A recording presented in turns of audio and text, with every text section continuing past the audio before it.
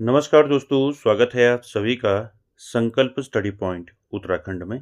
तो दोस्तों आज से हम जो है उत्तराखंड एलटी का सिलेबस जो है दोस्तों शुरू करने जा रहे हैं। और आज पहला हम टॉपिक देखेंगे दोस्तों राष्ट्रीय शिक्षा नीति 1968 यानी कि भारत की पहली शिक्षा नीति आज देखेंगे दोस्तों 1968 वाली। और इसके आगे हम दोस्तों जो उत्तराखंड एलटी का सिलेबस आप सभी के पास होगा उसमें हम जो है दोस्तों यूनिट वाइज जो है कंप्लीट कराएंगे कोर्स। ठीक है। और पहले भी जो है एलटी का कोर्स कंप्लीट करवा रखा है। तो दोस्तों यहाँ पर जो है ये टॉपिक जो है राष्ट्रीय शिक्षा नीति 1968 जो है ये यूनिट 5 का टॉपिक है दोस्तों। और इसको आज हम देखेंगे और जानेंगे दोस्तों एनईपी 1968 में क्या था। ठीक है, खास बातें जानेंगे और इम्पोर्टेंट जितने भी क्वेश्चन यहाँ से बनेंगे उन सभी क्वेश्चन को दोस्तों हम डिटेल में चर्चा करेंगे। चलिए दोस्तों स्टार्ट करते हैं आज का सेशन। और आप सभी लोग दोस्तों वीडियो के एंड तक जरूर बने रहें। दोस्तों राष्ट्रीय शिक्षा नीति यानी कि 1968। ठीक है। यहाँ दोस्तों स्टार्ट करने से पहले मैं आपको इसकी जो मुख्य जो खास बातें हैं वो आपको मैं बता देता हूँ। ठीक है, देखिए राष्ट्रीय शिक्षा नीति 1968 जो है यानी कि जिसको हम क्या बोलते हैं एनईपी 1968 बोलते हैं। ठीक है। तो दोस्तों इसकी खास जो मुख्य बातें हैं क्या है, ये पहले तो आपको याद रखना है ये भारत की जो है पहली क्या है, पहली शिक्षा नीति है। ठीक है, पहली शिक्षा नीति है। साथ ही साथ आपको याद रखना है राष्ट्रीय शिक्षा नीति यानी कि एनईपी 1968 जो है पहली बार जो है दोस्तों 14 वर्ष तक के बच्चों के लिए अनिवार्य शिक्षा जो है दोस्तों इसमें करवाई गई। ठीक है, 14 वर्ष तक के बच्चों को अनिवार्य शिक्षा दी जाए। ठीक है। साथ ही साथ दोस्तों आपको पूछा जा सकता है एनईपी 1968 जब दोस्तों आया, ठीक है, इस समय सरकार किसकी थी। ठीक है, ये क्वेश्चन कई बार पूछा गया है तो याद रखेंगे दोस्तों। ठीक है, याद रखेंगे जब एनईपी 1968 आया तब सरकार थी किसकी थी, इंदिरा गांधी की सरकार थी। ठीक है, किसकी सरकार थी, इंदिरा गांधी। ठीक है, यानी कि कांग्रेस की सरकार थी। ठीक है, ये क्वेश्चन पूछा गया पहले। साथ ही साथ दोस्तों आपको याद रखना है, ठीक है, कि जो एनईपी आपका 1968 आया ये किसकी सिफारिश पर आया। ठीक है, तो ये भी आपको याद रखना है, यानी कि जो एनईपी 1968 आया दोस्तों ये किसकी सिफारिश पर आया, कोठारी आयोग की सिफारिश पर आया। ठीक है, कोठारी आयोग की सिफारिश पर आया। ठीक है, कोठारी आयोग, कोठारी आयोग कब आया दोस्तों, कोठारी आयोग मैंने बताया था आपको 1964 में कोठारी आयोग आया और इसने अपनी रिपोर्ट जो है 1966 में अपनी रिपोर्ट जो है भारत सरकार को सौंपी। ठीक है, तो याद रखेंगे जो एनईपी 1968 आया वो किसकी सिफारिश पर आया, आपको क्वेश्चन पूछ लिया जाएगा तो याद रखेंगे कोठारी आयोग की सिफारिश पर जो है पहली भारत की पहली शिक्षा नीति बनी। ठीक है। साथ ही साथ दोस्तों आपको पूछा जा सकता है किस शिक्षा नीति में जो है पहली बार जो है संस्कृत भाषा को बढ़ावा दिया गया, तो इसी में दिया गया दोस्तों, संस्कृत भाषा को बढ़ावा दिया गया इसमें। ठीक है, संस्कृत भाषा को। ठीक है। साथ ही साथ दोस्तों आपको याद रखना है जो बजट है, बजट में पहली बार जो है जीडीपी का 6% जो है शिक्षा पर व्यय किया जाएगा, ये पहली बार इसी शिक्षा नीति में हुआ दोस्तों। ठीक है, आपको पूछ लिया जाएगा एनईपी 1968 में जो व्यय था दोस्तों शिक्षा पर वो जीडीपी का कितना था, 6% था। ठीक है, तो ये भी आपको ये सारे जो हैं जो मुख्य बातें हैं वो आपको याद रखनी है। ठीक है, क्या क्या याद रखना है, आपको याद रखना है एनईपी जो है एनईपी 1968 जो है ये भारत की पहली शिक्षा नीति है, पहली बार। दूसरा आपको याद रखना है 14 वर्ष तक के बच्चों के लिए अनिवार्य शिक्षा का प्रावधान किया गया। ठीक है। साथ ही साथ आपको याद रखना है एनईपी 1968 जो है इस समय सरकार किसकी थी, किसकी सरकार थी, तो इंदिरा गांधी की सरकार थी, अर्थात आपकी कांग्रेस की सरकार थी। ठीक है। एनईपी 1968 जो है किसकी सिफारिश पर आया, ये आया कोठारी आयोग की सिफारिश पर आया। ठीक है, कोठारी आयोग यानी कि 1964 और 66 जो है इसकी सिफारिश पर आया। ठीक है, साथ ही साथ संस्कृत भाषा को पहली बार बढ़ावा दिया गया। ठीक है, एनईपी 1968 में। ठीक है, साथ ही साथ इस पॉलिसी में दोस्तों, इस पॉलिसी में जो है खर्च कितना किया गया, यानी कि जीडीपी का 6% जो है शिक्षा पर खर्च किया जाएगा, ये जो है प्रावधान जो है किस पॉलिसी में है, ये है आपका एनईपी 1968 में। ठीक है, तो ये सारे जो हैं आपको फैक्ट याद रखने हैं पहले। ठीक है, चलिए अब नोट्स की ओर चलते हैं। देखिए पहला पॉइंट देखेंगे, पहला है भारत सरकार ने राष्ट्रीय शिक्षा प्रणाली के विषय में परामर्श देने के लिए 1964 में कोठारी आयोग की नियुक्ति की। ठीक है, तो आपको याद रखना है कोठारी आयोग। ठीक है, तो कोठारी आयोग की सिफारिश पर ही क्या बना था, आपका एनईपी 1968 बना था। ठीक है, इसको आपने याद रखना है। दूसरा देखिए पॉइंट क्या है, आयोग ने भारतीय शिक्षा के संपूर्ण क्षेत्र का गहन अध्ययन किया और अपने सुझाव जो है 1966 में भारत सरकार को दिए। वही बात मैं आपको बता रहा हूँ। ठीक है, यानी कि जो कोठारी आयोग है ये बना था 1964 में। ठीक है, और इसने अपनी रिपोर्ट कब सौंपी, 1966 में। ठीक है, कब सौंपी, 1966। ठीक है, तो यहाँ पर 1966 में जब इसने अपने सुझाव जो है भारत सरकार को दिए, उसके बाद ही दोस्तों आपका एनईपी 1968 आया।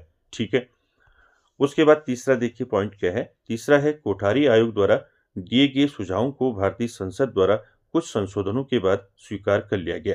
यानी कि जो कोठारी आयोग था, कोठारी आयोग द्वारा दिए गए जो सुझाव थे उनको भारतीय संसद द्वारा जो है कुछ संशोधनों के बाद जो है क्या कर लिया, लास्ट में उसको स्वीकार कर लिया गया।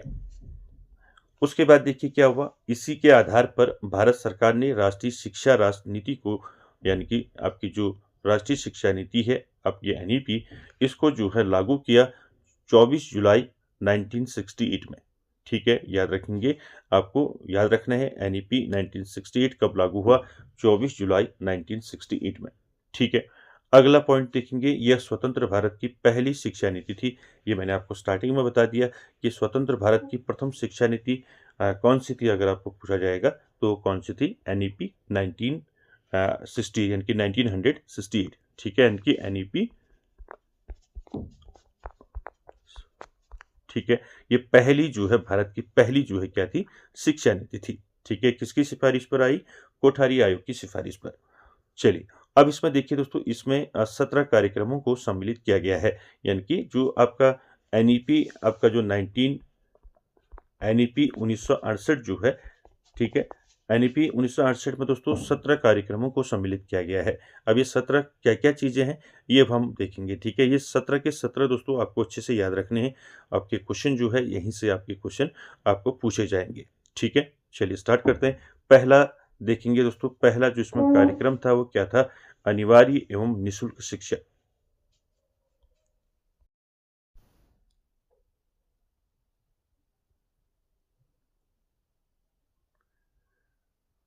तो पहला क्या था इसमें, पहला अनिवार्य एवं निःशुल्क शिक्षा। ठीक है, यानी कि फ्री एंड कंपलसरी एजुकेशन। यानी कि देखिए जो 17 कार्यक्रम बताए मैंने आपको, उसमें पहला जो है क्या था, अनिवार्य एवं निःशुल्क शिक्षा था। यानी कि यहाँ पर मैंने बताया था आपको 14 वर्ष तक की आयु के बच्चों के लिए जो है निःशुल्क एवं अनिवार्य शिक्षा की व्यवस्था की जाए। दोस्तों पहली बार जो है जो एनईपी 1968 है, पहली बार जो है क्या हुआ, 14 वर्ष तक की आयु के बच्चों के लिए निःशुल्क एवं अनिवार्य शिक्षा की व्यवस्था की गई। ठीक है, दूसरा देखिए, अव्यय तथा अवरोध की समस्या को खत्म करने के लिए आवश्यक कदम उठाए गए। दोस्तों यहाँ पर देखिए अव्यय और आपका अवरोध। ठीक है, इसको समझ लेते हैं पहले। देखिए अव्यय क्या होता है दोस्तों, अव्यय क्या होता है, देखिए कोई छात्र स्कूल में प्रवेश करने के 2 या 3 साल बाद अगर स्कूल छोड़ देता है तो उसका क्या होगा दोस्तों, उसका कोर्स अधूरा रह जाता है। ठीक है, और इस पर समय और धन का जो है क्या होता है, अव्यय होता है। तो दोस्तों इसको याद रखेंगे, अव्यय किसको कहेंगे, जब कोई छात्र स्कूल में प्रवेश करने के 2 या 3 साल बाद स्कूल को छोड़ देता है, उसको हम क्या बोलते हैं, अव्यय। अवरोध क्या हुआ, अवरोध या अवरोधन इसको हम कहेंगे। अवरोध यानी कि यदि बच्चा एक ही कक्षा में 2 बार अनुत्तीर्ण होता है, यानी कि 2 बार फेल होता है, या वह उस कक्षा को उत्तीर्ण ही नहीं कर पाता है, यानी कि उस कक्षा को उत्तीर्ण ही नहीं कर पाता है, तो वह क्या हो जाएगा, आपका अवरोधन। ठीक है, तो दोनों दोस्तों अलग अलग हैं, आपको याद रखने, आपको पूछे जाते हैं अव्यय किसे कहते हैं और अवरोधन किसे कहते हैं। ठीक है, अव्यय किसे कहेंगे, कोई छात्र स्कूल में प्रवेश के 2 या 3 साल बाद स्कूल छोड़ देता है तो अव्यय हो गया। अवरोध, यदि बच्चा एक ही कक्षा में 2 बार फेल होता है या उस कक्षा को उत्तीर्ण नहीं कर पाता है तो उसको अवरोधन कहते हैं। तो इस समस्या को खत्म करने के लिए आवश्यक कदम जो है पहली बार कब उठाए गए, आपका एनईपी 1968 में। ठीक है, पहला कार्यक्रम आपने देखा। दूसरा देखिए, शैक्षिक संरचना, यानी कि जो एजुकेशन स्ट्रक्चर है वो कैसा हो। देखिए समस्त देश में शिक्षा की जो संरचना है वो 10+2+3 के आधार पर हो। तो पहली बार दोस्तों इम्पोर्टेंट है, ये पूछा जाता है कि 10+2+3 जो ये आधार है ये किसने दिया, ठीक है। तो ये किसने दिया दोस्तों, ये दिया आपका NEP 1968 ने, ठीक है। तो यहाँ पर जो है समस्त देश में एक ही प्रकार की दोस्तों शिक्षा की संरचना एक ही प्रकार की हो, यानी कि 10+2+3 के आधार पर हो, ये किसने कहा था, आपका NEP 1968 ने पहली बार ये शुरू किया था, ठीक है। यानी कि आपका हाई स्कूल, उसके बाद इंटरमीडिएट और उसके बाद आपका ग्रेजुएशन, ठीक है। दूसरा पॉइंट देखेंगे इसमें, दूसरा है 10 वर्ष की सामान्य शिक्षा, 2 वर्ष की उच्चतर माध्यमिक शिक्षा जो मैंने अभी बताया आपको, और 3 वर्ष का डिग्री कोर्स, ठीक है। तो आपको पूछ लिया जाएगा दोस्तों कि 10+2+3 का जो फॉर्मूला है ये किसने दिया, ठीक है। तो इसको याद रखेंगे। उसके बाद NEP 1968 में यानी कि आपका तीसरा जो कार्यक्रम था वो क्या था, तीसरा था भाषाओं का विकास, यानी कि जो भाषाएं हैं उनका विकास किया गया दोस्तों। देखिए आपका पहला पॉइंट देखिए भाषा के विकास में, देखिए देश के शैक्षिक एवं सांस्कृतिक विकास के लिए क्षेत्रीय भाषाओं का विकास आवश्यक है, ठीक है।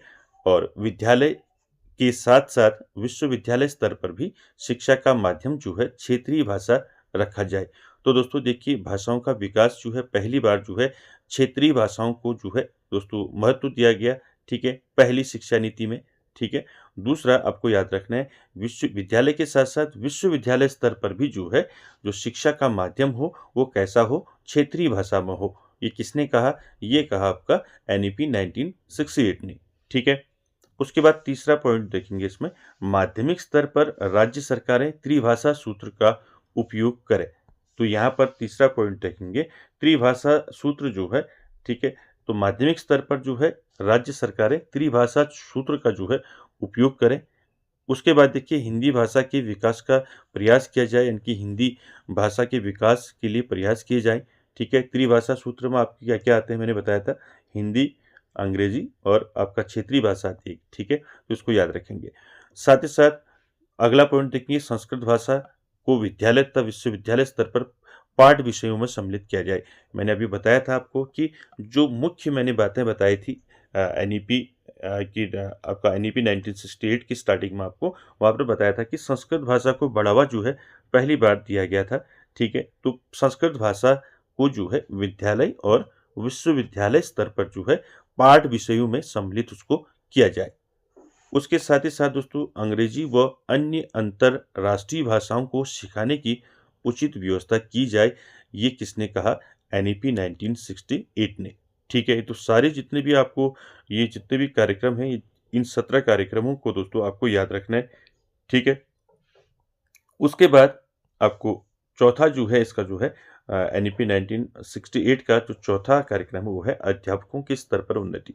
तो देखिए अध्यापकों की उन्नति किस प्रकार से की गई, किस प्रकार से अध्यापकों की उन्नति के संबंध में जो है दोस्तों कार्यक्रम आयोजित किए गए। तो देखिए पहला है अध्यापकों की सेवा शर्तें और वेतन क्रम उनकी योग्यता तथा दायित्व के अनुसार होनी चाहिए। दूसरा, समय समय पर उनकी व्यावसायिक कुशलता में वृद्धि के लिए सेवारत कार्यक्रमों का आयोजन किया जाए, ठीक है। उसके बाद अगला है शैक्षिक अवसर की समानता, यानी कि शैक्षिक अवसरों की समानता दी जाए, ठीक है। पहली बार जो है भारत की जो पहली शिक्षा नीति आई आपका 1968, उसमें जो है दोस्तों जो शैक्षिक अवसर हैं, यानी कि सभी को शिक्षा के सभी अवसर जो है सभी को दिए जाए, ठीक है। सभी को जो है समान जो है शैक्षिक अवसर प्रदान करने के लिए प्रयास किए गए। साथ ही साथ पिछड़े क्षेत्रों में शिक्षा प्राप्ति की सुविधाएं उपलब्ध हो, यानी कि जो पिछड़े क्षेत्र हैं वहाँ भी जो है शिक्षा की जो प्राप्ति है वो सुनिश्चित की जाए, ठीक है। उसके बाद देखिए राष्ट्रीय एकता की स्थापना के लिए समान विद्यालय प्रणाली, मोस्ट इम्पॉर्टेंट है, ये पूछा जाता है, कॉमन स्कूल सिस्टम को अपनाया जाए। यानी कि पहली बार जो है राष्ट्रीय शिक्षा नीति जो है NEP 1968 में जो है पहली बार कॉमन स्कूल सिस्टम को लाया गया, ठीक है। पूछा जाता है, ठीक है, किस शिक्षा नीति ने कॉमन स्कूल सिस्टम अपनाया, ठीक है। तो याद रखेंगे NEP 1968, ठीक है। उसके बाद अगला पॉइंट है बालिकाओं की शिक्षा का उचित प्रबंध किया जाए, यानी कि बालिकाओं की शिक्षा की जो है उचित इसका जो है प्रबंध किया जाए। ये पहली बार एनईपी 1968 में कहा गया दोस्तों, ठीक है। साथ ही साथ विकलांगों व मानसिक तथा शारीरिक रूप से पिछड़े बच्चों पर विशेष ध्यान दिया जाए। यानी कि जो विकलांग बच्चे हैं, मानसिक रूप से तथा शारीरिक रूप से पिछड़े हैं, उन बच्चों को जो है उन बच्चों पर विशेष ध्यान दिया जाए। ये दोस्तों किसने कहा? एनईपी 1968 ने। ये भारत की पहली जो है क्या थी? शिक्षा नीति थी, ठीक है। उसके बाद देखिए अगला जो है छठे नंबर में कार्य अनुभव तथा समाज सेवा। इसके बाद देखिए विद्यालय जो है समाज के लघु रूप में कार्य करें। यानी कि जो विद्यालय हैं वो समाज के लघु रूप में क्या करें? कार्य करें। साथ ही साथ शिक्षा के प्रयोगात्मक पक्ष पर विशेष बल दिया जाए। यानी कि शिक्षा के प्रयोगात्मक पक्ष पर जो है क्या किया जाए? विशेष बल दिया जाए, ठीक है। तो ये सारे जो है क्वेश्चन फॉर्म में आपको पूछे जा सकते हैं दोस्तों, ठीक है। जितने भी मैं आपको कार्यक्रम बता रहा हूँ ऊपर से, यानी कि जो अनिवार्य, पहला हमने देखा फ्री एंड कंपल्सरी एजुकेशन देखा, अनिवार्य एवं निःशुल्क शिक्षा, ठीक है। अव्यय अवरोधन देखा, ठीक है। किसी भी प्रकार से आपको क्वेश्चन पूछे जा सकते हैं। 10+2+3 का जो आधार है वो किसने दिया, ठीक है।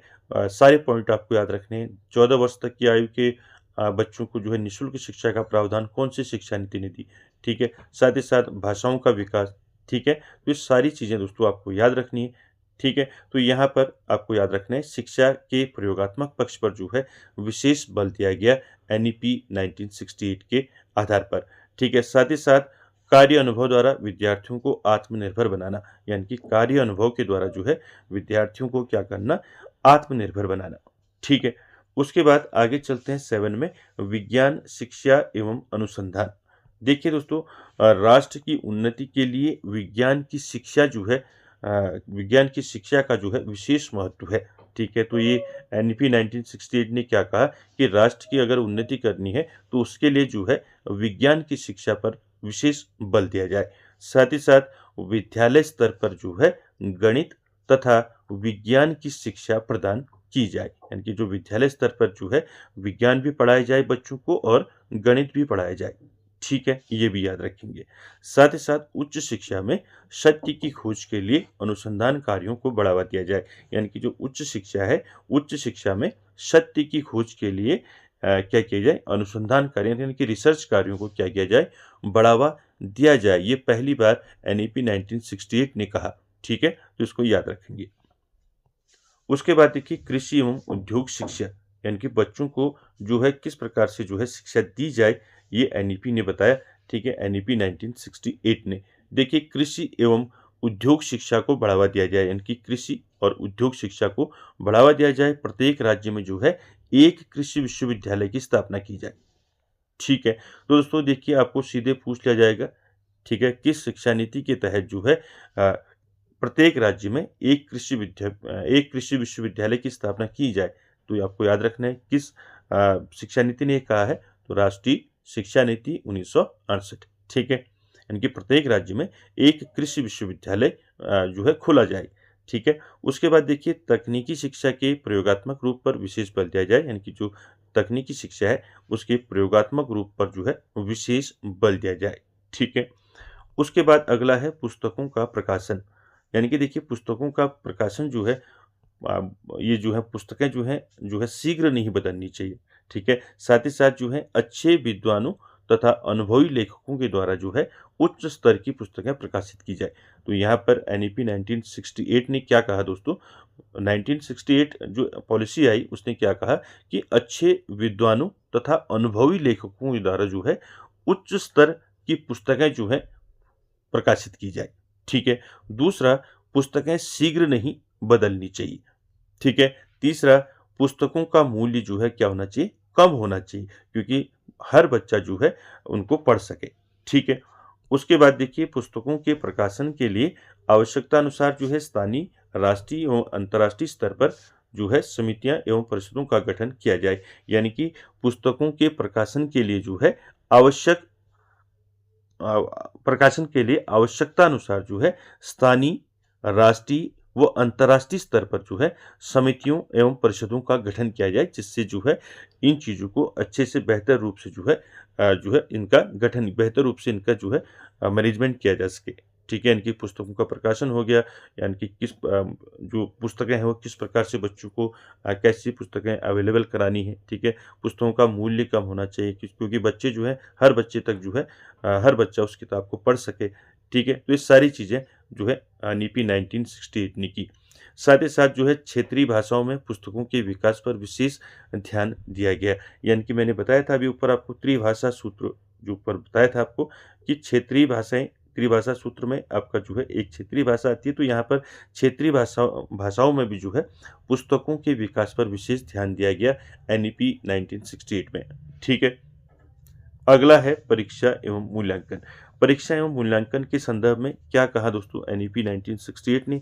देखिए, परीक्षा प्रणाली में सुधार किया जाए, यानी कि जो परीक्षा प्रणाली है उसमें सुधार करने की आवश्यकता है। ये किसने कहा? एनईपी 1968 ने, ठीक है। साथ ही साथ परीक्षाओं में वैधता, विश्वसनीयता तथा वस्तुनिष्ठता हो, ठीक है। तो यहाँ पर आपको याद रखना है परीक्षा में वैधता, विश्वसनीयता तथा वस्तुनिष्ठता हो, ये किसने कहा? एनईपी 1968 ने, ठीक है। साथ ही साथ विद्यार्थियों का प्रगति पत्र तैयार किया जाए, यानी कि जो प्रोग्रेस रिपोर्ट है वो बच्चे की तैयार की जाए, ठीक है। साथ ही साथ मूल्यांकन के आंतरिक व बाह्य दोनों स्वरूप को महत्व दिया जाए, यानी कि जो मूल्यांकन है, मूल्यांकन आंतरिक भी हो और बाह्य भी हो, यानी कि दोनों रूप के जो है मूल्यांकन जो है हो, ठीक है। तो ये सारे जो हैं दोस्तों प्रावधान जो हैं किसने कराए?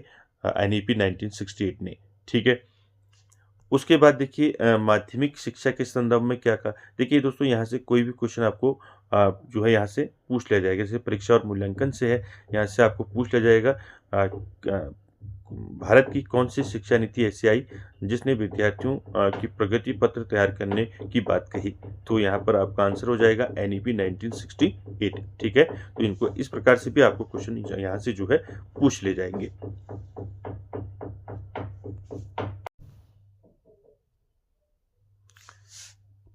11वें नंबर में देखिए माध्यमिक शिक्षा, यानी कि एनईपी 1968 ने माध्यमिक शिक्षा के संदर्भ में क्या प्रावधान किए? देखिए, माध्यमिक स्तर पर शिक्षा का पुनर्गठन किया जाए, यानी कि माध्यमिक स्तर पर जो है शिक्षा का क्या किया जाए? पुनर्गठन किया जाए। इस स्तर के पाठ्यक्रम में विविधता को अपनाया जाए, यानी कि विविधता होनी चाहिए पाठ्यक्रम में, ठीक है। उसके तकनीकी व व्यावसायिक शिक्षा पर विशेष बल दिया जाए, ठीक है। और इसका प्रत्येक संबंध जो है रोजगार से हो, ठीक है। तो यहाँ पर माध्यमिक शिक्षा किस प्रकार से दोस्तों बच्चों को दी जाए, ये एनईपी 1968 ने कहा। क्या कहा कि जो माध्यमिक स्तर है इस पर जो है शिक्षा का पुनर्गठन हो, ठीक है। पाठ्यक्रम में विविधता हो, ठीक है। तकनीकी और व्यावसायिक शिक्षा पर विशेष बल दिया जाए और इसका प्रत्येक का जो है संबंध किससे हो? रोजगार से हो, ये कहा था दोस्तों एनईपी 1968 ने, ठीक है। सारी चीजें आपको याद रखनी है। माध्यमिक स्तर में क्या कहा, ठीक है। विश्वविद्यालय शिक्षा के संदर्भ में क्या कहा, ठीक है। ये सारे आपको फैक्ट याद रखने हैं, ठीक है। देखिए, विश्वविद्यालय शिक्षा के संबंध में एनईपी 1968 ने क्या सुझाव दिए? देखिए, नए विश्वविद्यालयों की स्थापना की जाए, ठीक है, यानी कि नए विश्वविद्यालय खोले जाए, ये एनईपी 1968 ने प्रावधान किया, ठीक है। साथ ही साथ विश्वविद्यालय की गुणात्मक उन्नति हो, ठीक है, और इनमें प्रयोगशाला व पुस्तकालय की सुविधाएं उपलब्ध हो, ठीक है। साथ ही साथ अनुसंधान कार्यों को प्रोत्साहन दिया जाए, यानी कि जो अनुसंधान कार्य हैं इसको जो है प्रोत्साहन दिया जाए। दोस्तों, ये बात किसने कही? एनईपी 1968 ने, ठीक है। तो विश्वविद्यालय शिक्षा के संदर्भ में क्या कहा, तो ये आपको याद रखना है। नए विश्वविद्यालयों की स्थापना की जाए और विश्वविद्यालयों की गुणात्मक उन्नति हो, ठीक है। और इनमें क्या किया जाए? जो नए विश्वविद्यालय खोले जाए इनमें जो है प्रयोगशाला व पुस्तकालय भी जो है हों, यानी कि पुस्तकालय और प्रयोगशालाओं की भी सुविधा वहाँ पर हों और अनुसंधान कार्यों को जो है प्रोत्साहन दिया जाए। अगला है दोस्तों 13 नंबर में अल्पकालीन शिक्षा और पत्राचार पाठ्यक्रम। तो देखिए दोस्तों, अल्पकालीन शिक्षा और पत्राचार पाठ्यक्रम के संदर्भ में देखिए एनईपी ने क्या कहा 1968 ने। देखिए, सेकेंडरी स्तर के विद्यार्थियों, अध्यापकों, कृषि एवं उद्योगों में लगे व्यक्तियों के लिए जो है इस प्रकार की शिक्षा की सुविधा उपलब्ध हो, यानी कि अल्पकालीन शिक्षा और पत्राचार पाठ्यक्रम, यानी कि इस प्रकार की सुविधाएं जो है विद्यालय के साथ साथ जो है विश्वविद्यालय स्तर पर भी दी जाए, यानी कि सेकेंडरी स्तर के विद्यार्थियों, अध्यापकों, कृषि व उद्योगों में लगे व्यक्तियों के लिए भी इस प्रकार की शिक्षा सुविधा उपलब्ध हो, यानी कि अल्पकालीन, ठीक है। तो अपने काम के साथ साथ वो जो है शिक्षा भी जो है प्राप्त कर सकें। ठीक है, साथ ही साथ ये जो सुविधाएं हैं विद्यालय के साथ साथ आपका विश्वविद्यालय स्तर पर भी दी जाए। ठीक है, यह समान शिक्षा के अनुरूप हो, सामान्य शिक्षा के अनुरूप हो। साथ ही साथ यह वयस्कों के लिए निरंतर शिक्षा व्यवस्था का कार्य करेगा। ठीक है, इनकी जो वयस्क हैं उनके लिए निरंतर शिक्षा, क्योंकि छूट जाती है शिक्षा, ठीक है, तो उसके लिए जो है निरंतर शिक्षा व्यवस्था चली रहे, तो ये प्रावधान किया दोस्तों NEP 1968। अगला है वयस्क शिक्षा। देखिए दोस्तों, NEP 1968 ने वयस्क शिक्षा के संदर्भ में क्या कहा। देखिए, देश के विकास के लिए वयस्क शिक्षा की व्यवस्था आवश्यक हो। ठीक है, और इससे वयस्कों का ज्ञान और सामाजिक जागरूकता बढ़ेगी। यानी कि जो वयस्क हैं वो अगर ज्ञान प्राप्त करेंगे तो उससे क्या होगा, सामाजिक जागरूकता बढ़ेगी, ज्ञान बढ़ेगा। ठीक है, साथ ही साथ दोस्तों देखिए, कृषि और औद्योगिक उत्पादन में वृद्धि भी इसके द्वारा ही संभव है। यानी कि कृषि और औद्योगिक उत्पादन में भी वृद्धि जो है इसके द्वारा संभव है, इनकी वयस्कों के द्वारा ही ये संभव है। ठीक है, उसके साथ साथ देखिए प्रतिभा का विकास। तो यहाँ पर क्या कहा NEP 1968 ने कि जो प्रतिभाशाली विद्यार्थी हैं, तो प्रतिभाशाली विद्यार्थियों के लिए जो है निःशुल्क शिक्षा तथा छात्रवृत्ति की व्यवस्था की जाए। मोस्ट इम्पॉर्टेंट याद रखेंगे, आपको पूछ लिया जाएगा किस शिक्षा नीति के तहत तहत जो है प्रतिभाशाली विद्यार्थियों को जो है निःशुल्क शिक्षा तथा छात्रवृत्ति की व्यवस्था की गई, तो आपका आंसर हो जाएगा NEP 1968। ठीक हो गया। उसके बाद अगला है विभिन्न क्षेत्रों में उपस्थित प्रतिभा को चमकाने का पूर्ण अवसर दिया जाए। यानी कि जो विभिन्न क्षेत्र हैं वहाँ पर भी विभिन्न क्षेत्रों में उपस्थिति प्रतिभा को चमकाने का पूर्ण बच्चों को जो है अवसर दिया जाए। उसके बाद जो है खेलकूद की बात करें तो NEP 1968 ने खेलकूद के संदर्भ में कहा कि देश में खेलों को जो है प्रोत्साहन दिया जाए। ठीक है, इसकी व्यवस्था राज्य व राष्ट्रीय स्तर पर की जाए। यानी कि बच्चों के लिए खेल कूद के लिए जो है क्या किया जाए, खेलों को प्रोत्साहन दिया जाए। ठीक है, देश में खेलों को प्रोत्साहन दिया जाए और इसकी व्यवस्था जो है आपका राज्य व राष्ट्रीय स्तर दोनों में की जाए। ठीक है, विद्यालयों, कॉलेजों तथा विश्वविद्यालयों में खेल के मैदान व खेल परिषद की उचित व्यवस्था हो। दोस्तों इम्पोर्टेंट है। ठीक है, क्योंकि NEP 1968 ने क्या कहा, ये पहली ऐसी पॉलिसी थी भारत की जिसने विश्वविद्यालय, विद्यालय और कॉलेज तीनों में जो है खेल के मैदान व खेल परिषद बनाने की व्यवस्था की। ठीक है, याद रखेंगे। साथ ही साथ दोस्तों जो NEP 1968 है, तो इसने अल्पसंख्यकों की शिक्षा के संदर्भ में क्या प्रावधान किए। यानी कि जो अल्पसंख्यक हैं, अल्पसंख्यकों की शिक्षा के संदर्भ में क्या कहा। देखिए, अल्पसंख्यक वर्गों की शिक्षा का उचित प्रबंध करना सरकार का दायित्व है। उन्हें अपनी प्रतिभा को विकसित करने का समान अवसर दिया जाए। यानी कि जो अल्पसंख्यक वर्ग है, अल्पसंख्यक वर्गों की शिक्षा के लिए क्या करें, उसके लिए उचित प्रबंध किया जाए। ये कहा था दोस्तों NEP 1968 ने। और जो प्रतिभा है उसको जो है उसको विकसित करने का जो है सभी को समान अवसर दिया जाए। इसके लिए निःशुल्क शिक्षा, छात्रवृत्ति आदि का प्रबंध समानता के आधार पर किया जाए। ठीक है, तो ये किसने कहा, अल्पसंख्यकों के संदर्भ में NEP 1968 ने। ठीक है, सारे जो है बिंदु आपको याद रखने हैं दोस्तों। ठीक है, कोई भी पॉइंट आपको यहाँ से पूछा जा सकता है। ठीक है, तो ये 17 हमने दोस्तों कार्यक्रम देखे। ठीक है, मैंने आपको बताया था 17 कार्यक्रम जो है NEP 1968 में कौन कौन से थे। यहाँ से आपको हर एक में जो है अच्छे से यहाँ पर याद रखना है। मैंने कहाँ से बताया था आपको, यहाँ से अनिवार्य एवं निःशुल्क शिक्षा से। तो ये सारे पॉइंट आपको याद रखने। ठीक है, और मैंने बता दिया आपको खास जो मुख्य बातें हैं NEP 1968 की, वो सारी मुख्य बातें आपको याद रखनी है। ठीक है, देखिए लास्ट में जो है इसका अगर हम मूल्यांकन करें तो मूल्यांकन जो है NEP 1968 का, तो यहाँ पर क्या क्या था मैंने आपको बताया था। क्या क्या था, अनिवार्य एवं निःशुल्क शिक्षा का प्रावधान किया। ठीक है, साथ ही साथ त्रिभाषा सूत्र दिया। ठीक है, छात्रवृत्ति की बात करी। ठीक है, विज्ञान शिक्षा एवं अनुसंधान की बात करी, खेल कूद की बात करी। ठीक है, साथ ही साथ पत्राचार पाठ्यक्रम के बारे में कहा NEP 1968 ने। ठीक है, परीक्षा एवं मूल्यांकन के बारे में कहा, तकनीकी शिक्षा। ठीक है, स्त्री शिक्षा और शिक्षा के लिए वित्त।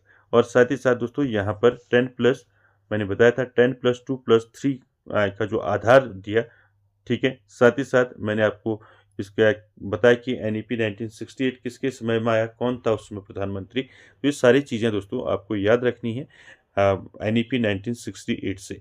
तो दोस्तों आज के सेशन में इतना ही, मिलते हैं नेक्स्ट सेशन में, और तब तक के लिए धन्यवाद।